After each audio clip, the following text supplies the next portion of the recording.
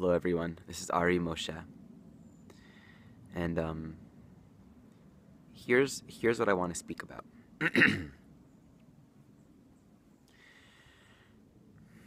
It's very easy during times where we're challenged and we don't have a lot of answers and things just don't seem to be happening in an easy way.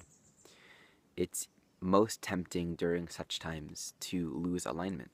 In fact, that's what we tend to do. And then we tend to come into alignment very easily when things are really nice, when we get what we want from others, when circumstances are the way that feels best for us, or when our own behavior feels optimal. We tend to put a lot of emphasis on making reality and making ourselves this ideal form. That if everything can be a certain way, then I will feel good. And for the most part, there seems to be a lot of leeway, right? It's like my body works, my car tends to work, this iPhone tends to work. For the most part, we're used to things kind of like working out for us. But to a significant degree, we're not aware of how much our own peace is deeply, deeply dependent upon these factors remaining consistent in our life. And I think the biggest expression of grace sometimes is where there's this deep sense of, I don't know what's going on. I don't know what's happening. I don't know how to answer this. So interestingly, we tend to cease being kind, cease being caring towards ourselves during those times. And of course, whenever we're not caring towards ourselves, whenever we're not connected with ourselves, when we start separating ourselves from our heart, when we're judging ourselves, when we're blaming ourselves, it's always inherent that we will not be able to truly be present with others. We might be polite or kind or nice, but when it comes down to it, we are not capable of really being present for one another if we're disconnected from ourselves. And so then that can easily create even more sadness or more tension, more chaos in our life when relationship challenges begin to come up, where it then becomes even further tempting to lose alignment. The answer is always, always return. The answer is always a return to self, return to truth. And we look at these ideas, return to self, it's not an idea of self, or it's not an idea of truth. The funny thing is, and I keep on finding this, that the answer is always this present moment. The answer is always right now. And I always find that that's true. Yet, the mind doesn't know what the hell that means. It has no concept. The best that we can do intellectually is apply an idea of what love is, or apply our understanding of truth, or what this present moment means that we had in the past, and to try to make it now. The best that the mind can do when it comes to this present moment is it can spray a nice odor on top of a foul-smelling odor. We're only able to try to attempt things. Coming back to this present moment is never something the mind will understand. And what we so often tend to do is we tend to relate to our self-care or to our spirituality or to our practices or just to the idea of coming back into alignment. Very, very often, it's common to relate to that as something that we need to do, or a task, something I have to figure. It's like, I know I should be fill in the blank, or if I would just get some exercise, I would feel better. Where from the point of view of the mind, it seems like there's something to do. But from the point of view of truth, it's not something that's being done. The energy of return,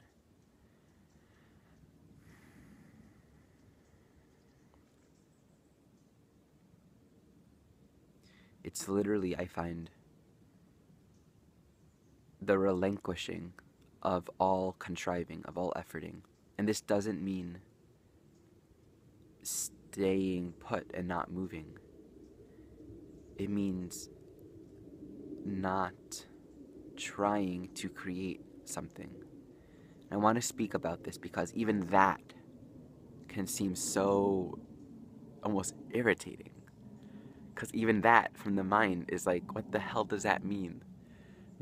We can try to not contrive something and still feel like we're suffering. So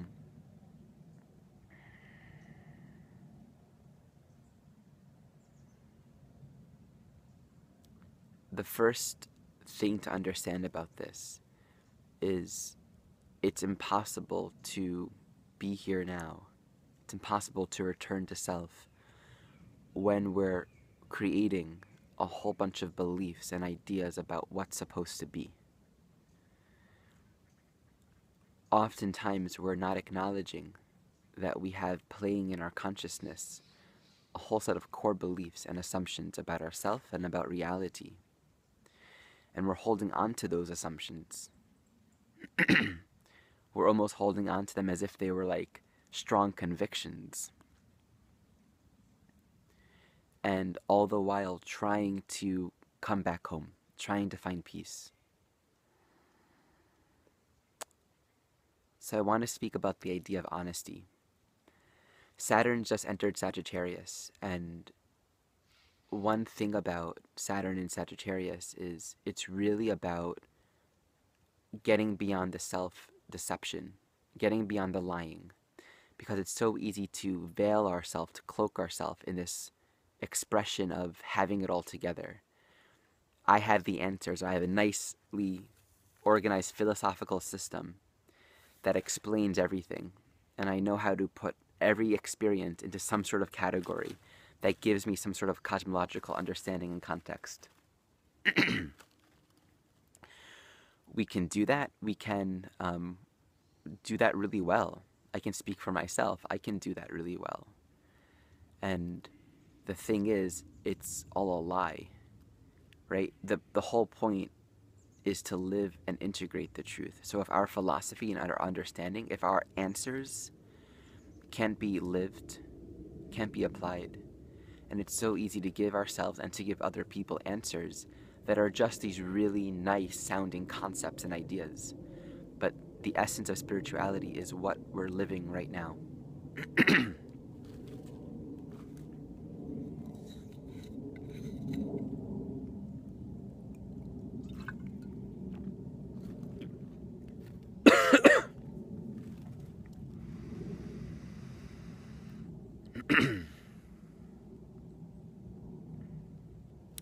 And I know from my own experience and witnessing this for so many people, we could have a practitioner doing a meditation practice or a qigong practice or a yoga practice, and the question always becomes, am I honest? What's my relationship to this present moment? We can do something, and in our mind it seems like, yeah, I'm doing a practice, or I'm doing a technique, or I'm doing something that works. And maybe it's our tradition, maybe we've done it for a long time and it really seems to work well for us. But to be really honest with ourselves is, what's happening right now? Am I at home with myself? Am I here with me? Or am I just doing actions? Am I just spouting philosophies or replaying an idea that I've convinced myself? And so this idea of being honest with ourselves, it's actually very challenging sometimes, because we'll try to find answers, but we don't always know that we're just actually deluding ourselves the entire time. And I want to give this analogy. It's like a child at a candy store that is screaming, I need candy, I need candy. It would be completely wrong for me to tell that child, no, you don't want candy. Actually, what you want is something else completely, and you're just making candy a replacement for that, and you need love. You know, it would be alienating and really not helpful to kind of go into that realm, because that's just a philosophical abstraction. It's not actually real. So that child, on one level of perception, wants candy, but there's a point of self-awareness, and we can really apply this with honesty in our own life. whenever our wanting coincides with a strong degree of stress or defensiveness, what's actually going on is we're not just wanting something, we're communicating a deeper vulnerability and fear. And it's that vulnerability and fear that wishes to be tended to. The invitation in these moments is to actually reel back the energy and come back inside. This is where we get to become honest with ourselves. Oh, I'm actually defensive. I'm angry. Yet so often we ignore these subtle, basic emotions and we just focus on our story. So, with this child, and it wouldn't necessarily be appropriate to process this with this child, but we can easily tell in this case that underneath that angry I want candy might be a I can't get what I want, or no one gives me what I need, no one loves me.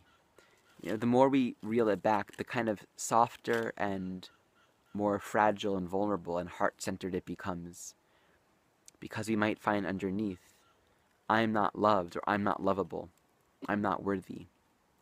For everything that bothers us, for everything in life that stresses us, that we're defensive about, if we can give ourselves a permission to not run toward resolution and to not sabotage our well-being because we're not feeling good, or to not try to force something. It's usually when we try to force things, it doesn't work out. But to give ourselves a permission to actually come to terms with what's actually happening right now. And to use a Saturn and Sagittarius language, it's to get real with yourself. To actually be honest with yourself. I said the word deceit before. Deceit isn't accurate to Saturn in Sagittarius, but it's more about lying to oneself, not being honest, applying a belief system and an idea and being very convicted about it. We have Jupiter in Virgo too, and Jupiter is a Sagittarius energy, so these are very earthy, grounded energies that are synthesizing with that Jupiter Sagittarius archetype. So it's slowing down, it's attending to what's actually present right now. In Jupiter and Virgo, we can really develop greater health, greater healing, deeper and clearer manifestations. We can grow in a very healthy and conscious way if we're honest with ourselves. The key with Jupiter Sagittarius always is honesty. And that's what makes a difference between true expansion and growth versus expenditures or adventures that are far greater than what we're actually able to sustain, biting off more than we can chew. Honesty is what makes a difference between the two. Because when we're honest, we come to terms with who we are right now, with what's actually going on. I had this experience a couple weeks ago where I was in a food store. And I was just literally traveling the lanes. I didn't know what I wanted. I feel like I wanted something.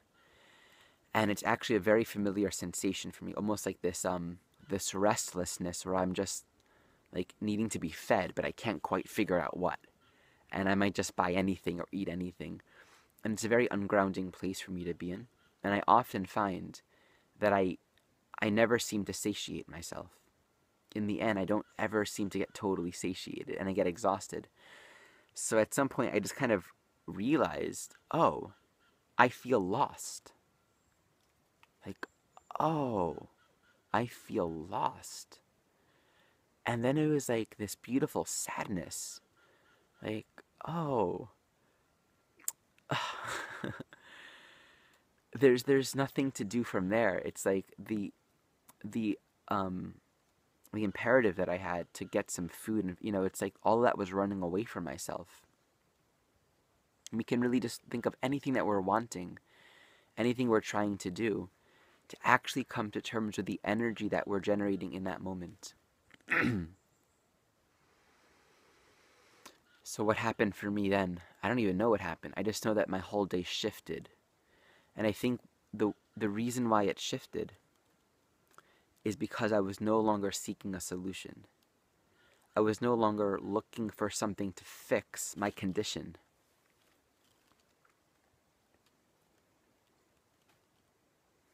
There's a sense of freedom, actually, that comes with that.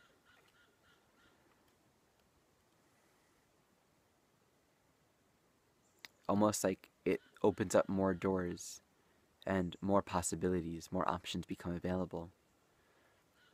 Because there is no longer a need to solve anything. So often we relate to this present moment as something that we have to solve, that there's a problem to fix, something we need to do. And again, we can take that into our practices. We can take that into every moment of our life. But the return to this present moment is always first and last, really. It's just there's only one step, and it's not even a step.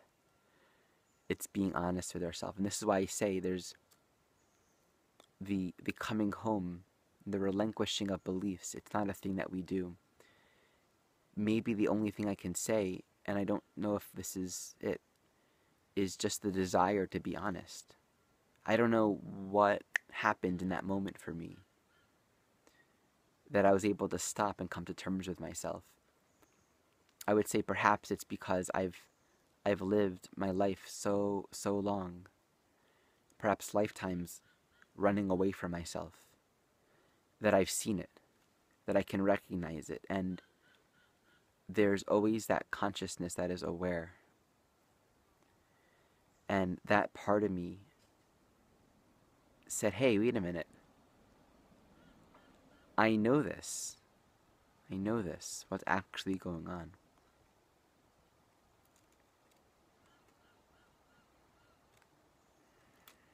So this is not something the mind understands. The doors that open up for us when we come to terms with ourselves are a lot more exciting and surprising. It's a heart path. We get to live from our heart because the heart doesn't see problems and doesn't seek solutions. What a beautiful way to live. I wish that for all of us. A way of living where there aren't problems to fix. The mind gets to, work and all that stuff and solve things and articulate and discern. But the mind, I find its true purpose is to serve the heart. The heart is the commander, and the mind is the soldier that follows the command and articulates the steps. So right now there's a lot of energy brewing. We're just before the second big eclipse, and these last 2 weeks have been really deep for a lot of people, I feel. And the most important thing in generating health and clarity in our life is that we don't force ourselves to move in any kind of direction. There's such a profound destiny available for each one of us. Every single person alive on this planet has a profound and unique destiny. It is inherent to all of us that our lives are moving towards something quite profound and interesting. Especially in this day and age, not everyone will live to see that. Maybe not everyone will get to a place where they are actually opening to it. We don't have to control all the steps. It's our hearts will lead the way to everything. So we can give ourselves permission to prioritize the splendor and the beauty of this present moment. And that brings clarity. We coming back to this idea of alignment. When we're caring for ourselves, when we're loving ourselves, we can finally give loving attention to other people. We can truly be present in other people's lives. I want to tell another story.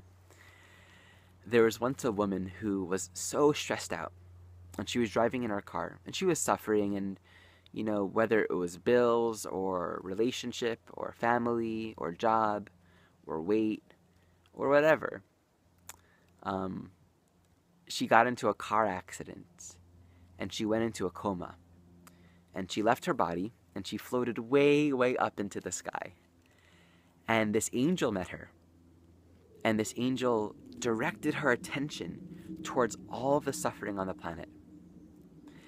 And she noticed that wherever she looked, all of these people who are suffering, they seemed to just be equally miserable. But what's so interesting is they were all so different. She wondered if there are certain themes, like, well, maybe those who are suffering don't have money, they're living in poverty. Because you would see all these people in poverty who are suffering and they're miserable, and the angel would direct her attention to these rich people who are wealthy and are deeply suffering, who are suicidal.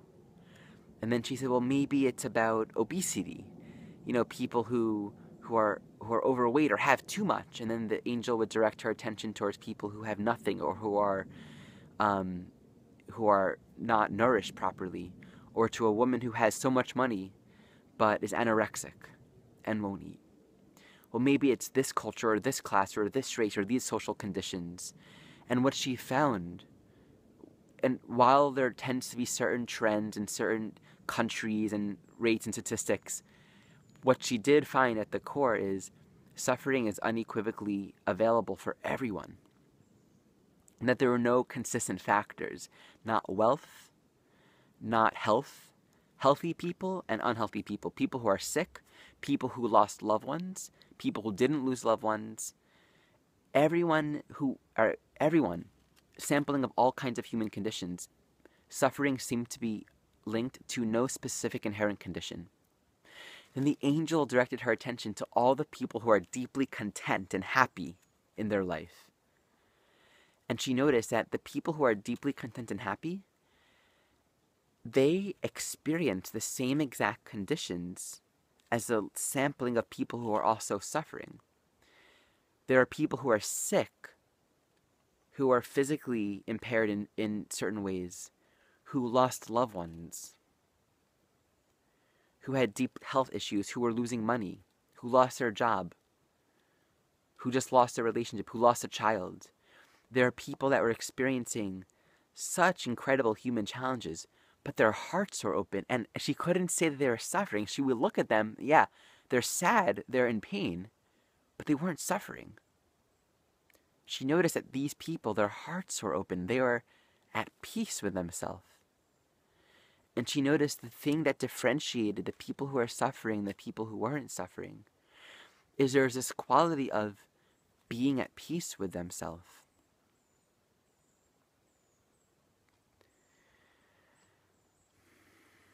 And it's like the biggest trick in the universe, that it's our resistance to what's actually happening right now. And the way we resist is we go into thought, we go into the mind, we go into blame. We start shaming ourselves or blaming reality in some way.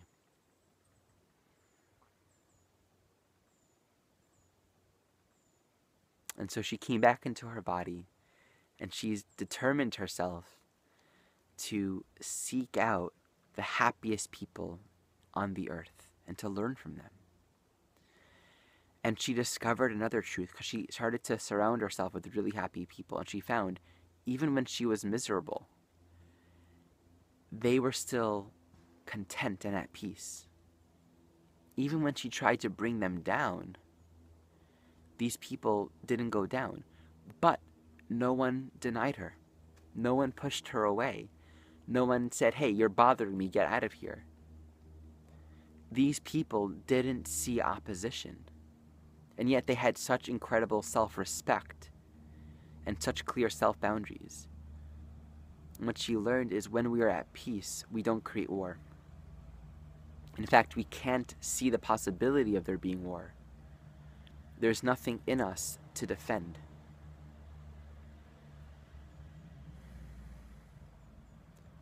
And at this time,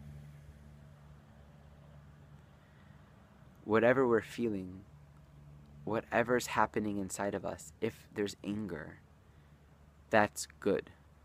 Because this is not about avoiding any kind of experience. Trust me. This has been a deeply emotional week for me, and for a lot of people. But how sweet it is to come to terms with it. To come to terms with our actual reality, unadorned. And so, I'm going to do what I know how to do best, which is I'm going to take my clothes off and get in the water. And I'm so so, so happy for the water, for the forest. These are things for me that, interestingly enough, I can't force myself to do it when I'm not feeling good. And yet, whenever I do it, I feel great. And I look at that and I inquire, why is it that these practices, these things that I love doing that feel so good, that I can't do them when I need them the most? And the answer is because when I think about doing them, they're just an idea. It's just a concept. It's just a memory of, yeah, I know that jumping in the water will feel awesome. I don't actually know it if it's not here, right? The excitement and the knowledge of the water and the healing energy of water, this is a relationship. It's an intimacy. It's a connection that only happens right here in the heart. And so the answer to why don't we do the things that we know will work so well for us when we're not feeling good is because we don't know that they will work so well for us. So stop trying to know. Stop trying to convince yourself because it's not true for you. It's only true for you when it's true for you, when it's like, ah, yes. And so to let ourselves be honest with this moment right now. Once we get honest with our actual condition, I always find then the glorious options, it's like, I feel lonely. Oh, get it. Got it. The water. The water is my friend. The water is my guide. The water is my healer. Things like that arise for me when I allow myself to be where I am. Okay, so much love to everyone. I'm going to close with a little poem.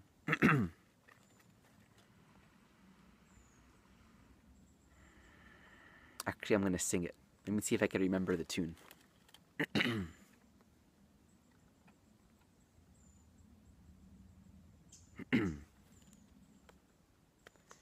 In faith I await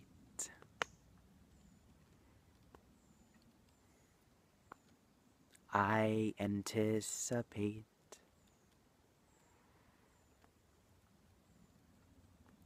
the universe opening within me. Oh, opening within me. Oh, the splendor of my destiny. Oh,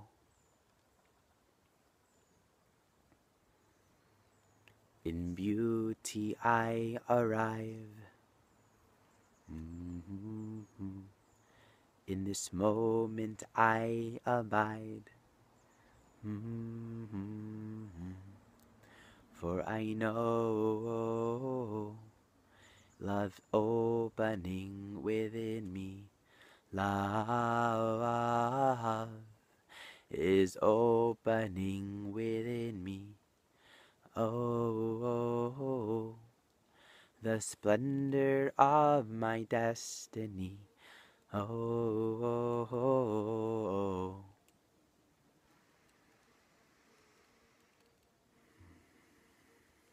knowing that all is as it is meant to be. That we are meant to be where we are, and all is well. We are safe to be here. We are safe to be honest, to drop in, to take our time, to find the truth, so that we can live the rest of this day, the rest of this week, the rest of our lives in peace, so we may be empty, so that we may be filled, so that we may be emptied, and give all that we have, so we can be filled with love, and to share that